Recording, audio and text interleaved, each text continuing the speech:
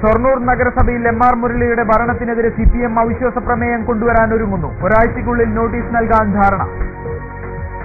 വെള്ളിയാഴ്ചയും വാഹനാപകടങ്ങളുടെ ദിവസം. വാണിയംകുളം കൂനത്തറയിൽ ബസ് കാത്തുനിന്ന യുവതി ബൈക്കിടിച്ചു മരിച്ചു. മണ്ണാർക്കാട് അരിയൂരിൽ KSRTC ബസ്സിടിച്ച് യുവാവിന് പരിക്ക്.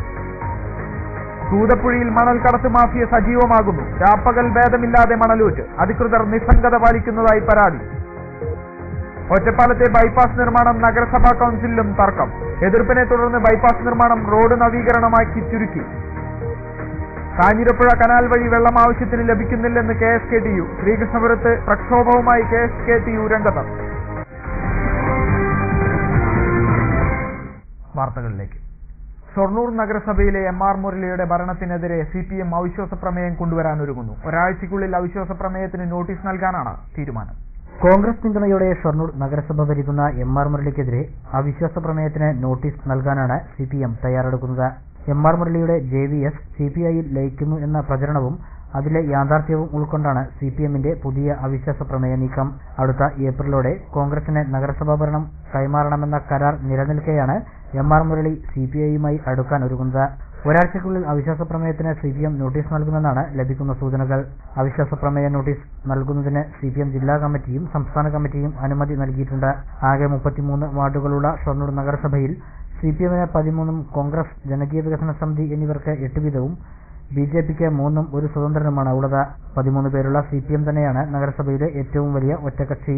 JVS CPIയിലേക്ക് പോകുന്നു എന്ന പ്രചരണം കോൺഗ്രസ് കൂടി ശരിവെക്കുകയാണെങ്കിൽ എം.ആർ. മുരളിക്ക് നഗരസഭയിൽ ഭൂരിപക്ഷം നഷ്ടപ്പെടും.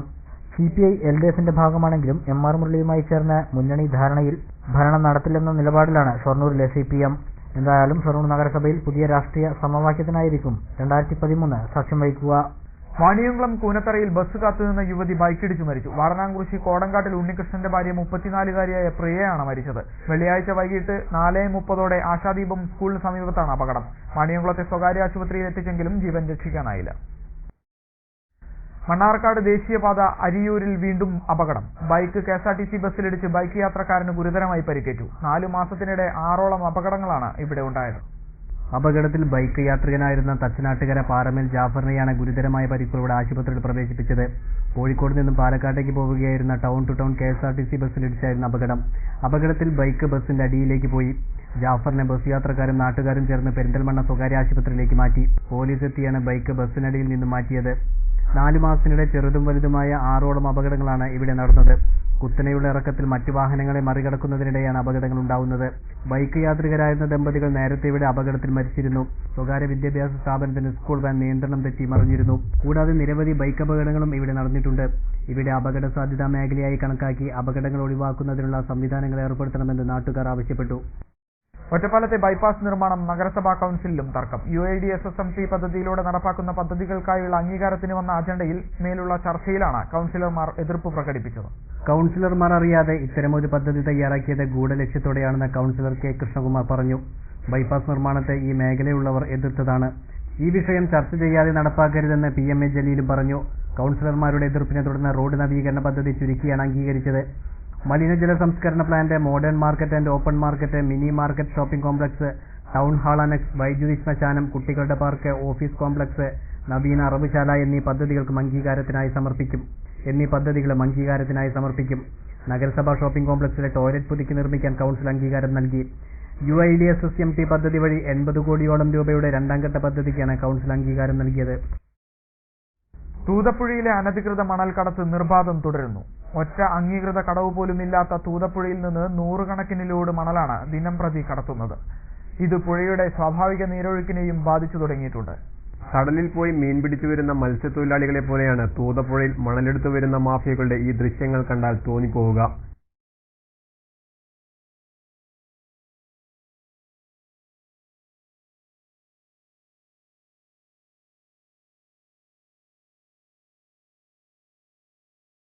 ഇത് ഏലംകുളം ഗ്രാമപഞ്ചായത്തിലെ കടന്നേക്കാവ് കടവാണ്. ഇവിടെ പുഴയിലേക്ക് ലോറി ഇറക്കി മണലെടുക്കാൻ പാകത്തിലാണ് റോഡ് തന്നെ നിർമ്മിച്ചിരിക്കുന്നത്. ഞങ്ങൾ ഈ ദൃശ്യങ്ങൾ എടുക്കുമ്പോൾ ഉച്ചയ്ക്ക് 12 മണി. യാതൊരു കൂസലുമില്ലാതെയാണ് 2 തോണികളിലായി ചെറുപ്പക്കാർ മണലൂറ്റിക്കൊണ്ടുവന്ന കരയിൽ ശേഖരിച്ചു വയ്ക്കുന്നത്.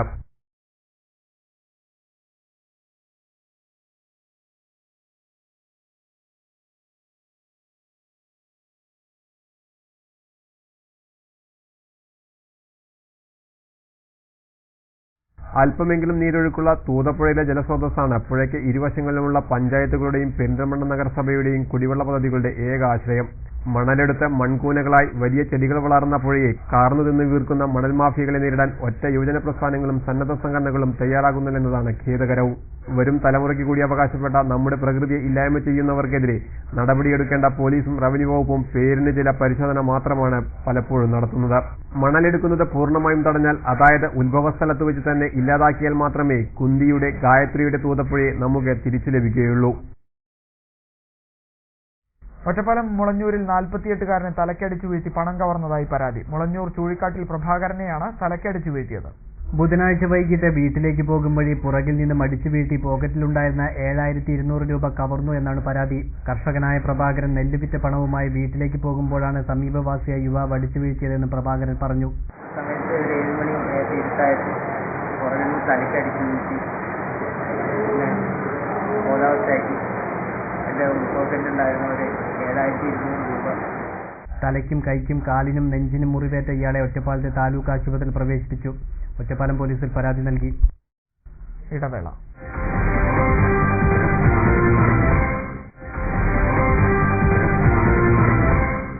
വാർത്തകൾ തുടരുന്നു.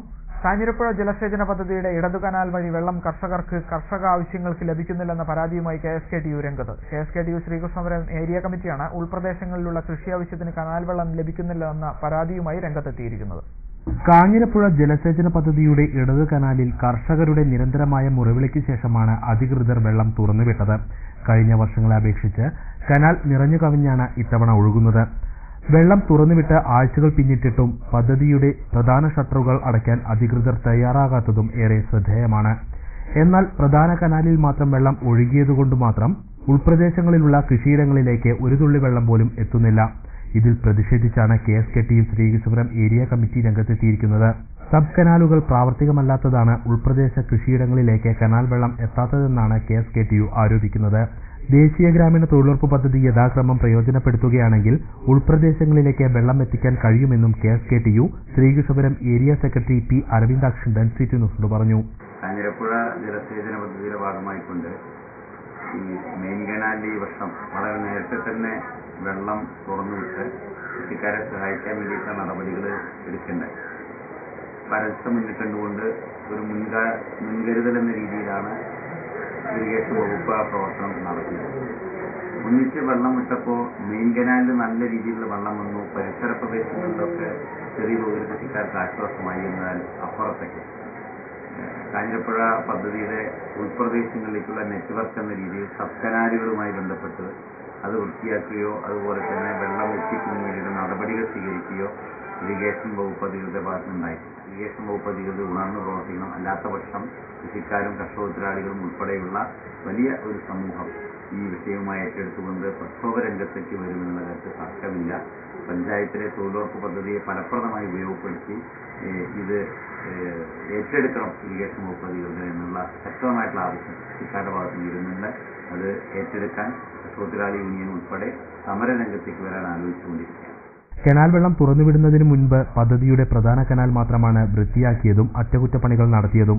എന്നാൽ പ്രധാന കനാലിൽ നിന്നും സബ് കനാലിലേക്ക് പോകുന്ന ഷട്ടറുകളുടെ അറ്റകുറ്റപ്പണികൾ നടത്താനോ സബ് കനാലുകൾ വൃത്തിയാക്കാനോ ദേശീയ ഗ്രാമീണ തൊഴിലുറപ്പ് പദ്ധതി പ്രവർത്തകരോ ജലസേചന പദ്ധതി അധികൃതരോ തയ്യാറായില്ല. ചിലയിടങ്ങളിൽ സബ് കനാലിലൂടെ വെള്ളം ഒഴുകിവന്ന് പാതി വഴിയിൽ റോഡിലൂടെയാണ് പരന്നൊഴുകുന്നത്. ഇതിലൂടെ ശ്രീകൃഷ്ണപുരം, കടമ്പഴിപ്പുറം, പൂക്കോട്ടുകാവ്, വെള്ളിനേഴി തുടങ്ങിയ ഗ്രാമപഞ്ചായത്തുകളിലുള്ള ഉൾപ്രദേശത്തെ നെൽകൃഷി ഉണക്കുഭീഷണി നേരിട്ടുകൊണ്ടിരിക്കുകയാണ്.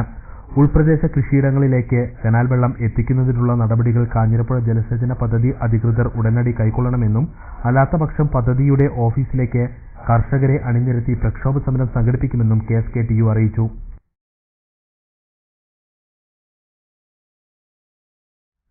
കുലുക്കലൂർ ഗ്രാമപഞ്ചായത്തിൽ തത്തനംപുള്ളി ഭാഗങ്ങളിലെ ജലക്ഷാമം പരിഹരിക്കുന്നതിനായി തൂതപ്പുഴയിൽ താൽക്കാലിക തടയണ നിർമ്മിച്ചു. വിദ്യാർത്ഥികളുടെ പങ്കാളിത്തത്തോടെയായിരുന്നു തടയണ നിർമ്മാണം.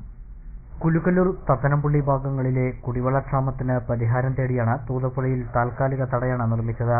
NSS ക്യാമ്പിന്റെ ഭാഗമായി എടപ്പലം PTM ഞെട്ടിങ്കാന സ്കൂളിലെ വിദ്യാർത്ഥികളുടെ പങ്കാളിത്തത്തോടെയായിരുന്നു തടയണ നിർമ്മാണം. വിദ്യാർത്ഥികൾക്കൊപ്പം തൊഴിലുറപ്പ് തൊഴിലാളികളും കുടുംബശ്രീ പ്രവർത്തകരും വിവിധ ക്ലബ്ബുകളും നാട്ടുകാരും തടയണ നിർമ്മാണത്തിൽ പങ്കുചേർന്നു. 8 അടി വീതിയിൽ 100 മീറ്റർ നീളത്തിലാണ് മണൽച്ചാക്കുകൾ നിരത്തി പുഴയിൽ താൽക്കാലിക തടയണ നിർമ്മിച്ചത്. ആവശ്യമായ നിർദ്ദേശങ്ങളും സഹായങ്ങളും നൽകി പഞ്ചായത്ത് ഭരണസമിതിയും ഒപ്പം ചേർന്നു. ഏറെ ആവേശത്തോടെയാണ് വിദ്യാർത്ഥികൾ തടയണ നിർമ്മാണം പൂർത്തീകരിച്ചത്. ഇത്തവണ NSS ക്യാമ്പിന്റെ ഭാഗമായി എടപ്പലം PTM യത്തീംഖാന സ്കൂളിലെ വിദ്യാർത്ഥികൾ ഏറ്റെടുത്ത പ്രധാന പ്രവൃത്തിയും തൂതപ്പുഴയിലെ തടയണ നിർമ്മാണമായിരുന്നു. പ്രദേശത്തെ ജലക്ഷാമം പരിഹരിക്കാൻ തടയണ ഏറെ സഹായകരമാകുമെന്ന് കുലുക്കല്ലൂർ ഗ്രാമപഞ്ചായത്ത് പ്രസിഡന്റ് രമണി മോഹൻ പറഞ്ഞു. ഈ തടയണ ഇവിടെ വന്നു കഴിഞ്ഞാൽ യഥേഷ്ടം എല്ലാ ഭാഗത്തേക്കും തത്തനംപള്ളി മാത്രമല്ല ഞണ്ടിപ്പള്ളി ഭാഗത്തേക്കും അതുപോലെ തന്നെ പട്ടിണിത്തറ ഭാഗത്തേക്കും ഒക്കെയുള്ള കുടിവെള്ളത്തിന്റെ ക്ഷാമം നമുക്ക് പരിഹരിക്കാൻ കഴിയും. അതിനുവേണ്ടിയാണ് ഈ തടയണ ഈ തോണിക്കടവ് ഭാഗത്ത് നിർമ്മിക്കുന്നത്. കാർഷിക ആവശ്യങ്ങൾക്കും ഇതിൽ നിന്ന് വെള്ളം ലഭ്യമാക്കാൻ കഴിയും. കൃഷിയുടെ ആവശ്യങ്ങൾക്ക് ഇതിലെ ഇറിഗേഷന്റെ ഭാഗത്തേക്ക് വെള്ളം അടിക്കുന്നതിനും ഇറിഗേഷനിലൂടെ വാഴ കൃഷിക്കും മറ്റു കാര്യങ്ങൾക്കൊക്കെ ഈ വെള്ളം കൊണ്ട് നമുക്ക് നിളയെ സംരക്ഷിക്കേണ്ട ആവശ്യകത വിളിച്ചോതി Koppam government vocational higher secondary സ്കൂളിലെ വിദ്യാർത്ഥികൾ നിളയിലേക്ക് പ്രചരണ യാത്ര നടത്തി. നല്ല നാട് നല്ല വെള്ളം എന്ന സന്ദേശവുമായി NSS ക്യാമ്പിന്റെ ഭാഗമായാണ് വിദ്യാർത്ഥികൾ പരിപാടി സംഘടിപ്പിച്ചത്. തുടർന്ന് വിദ്യാർത്ഥികൾ നിളയിൽ ഒത്തുകൂടി. നിളയുടെ പഴയകാല പ്രതാപത്തെ ഓർത്തുകിടക്കുന്ന സ്ത്രീയുടെ ശില്പം യുവശില്പി മഹേഷ് മണലിൽ ഒരുക്കിയതും ശ്രദ്ധേയമായി. ഒരിടവേള കൂടി.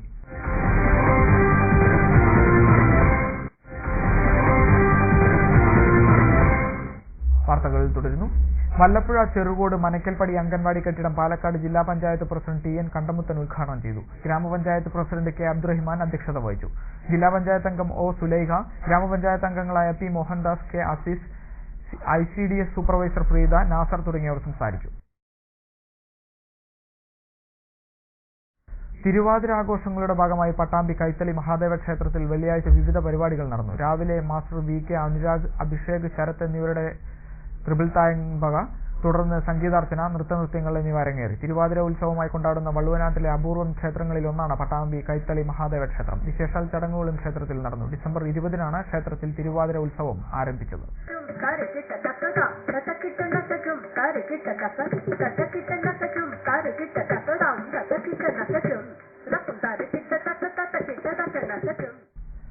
പ്രധാന വാർത്തകൾ ഒരിക്കൽ കൂടി. ഷൊർണൂർ നഗരസഭയിൽ MR മുരളിയുടെ ഭരണത്തിനെതിരെ CPM അവിശ്വാസ പ്രമേയം കൊണ്ടുവരാൻ ഒരുങ്ങുന്നു. ഒരാഴ്ചയ്ക്കുള്ളിൽ നോട്ടീസ് നൽകാൻ ധാരണ. വെള്ളിയാഴ്ചയും വാഹനാപകടങ്ങളുടെ ദിവസം. വാണിയംകുളം കൂനത്തറയിൽ ബസ് കാത്തുനിന്ന യുവതി ബൈക്കിടിച്ചു മരിച്ചു. മണ്ണാർക്കാട് അരിയൂരിൽ KSRTC ബസ്സിടിച്ച് യുവാവിന് പരിക്ക്. തൂതപ്പുഴയിൽ മണൽ കടത്ത് മാഫിയ സജീവമാകുന്നു. രാപ്പകൽ ഭേദമില്ലാതെ മണലൂറ്റ്. അധികൃതർ നിസ്സംഗത പാലിക്കുന്നതായി പരാതി. ഒറ്റപ്പാലത്തെ ബൈപ്പാസ് നിർമ്മാണം നഗരസഭാ കൌൺസിലിലും തർക്കം.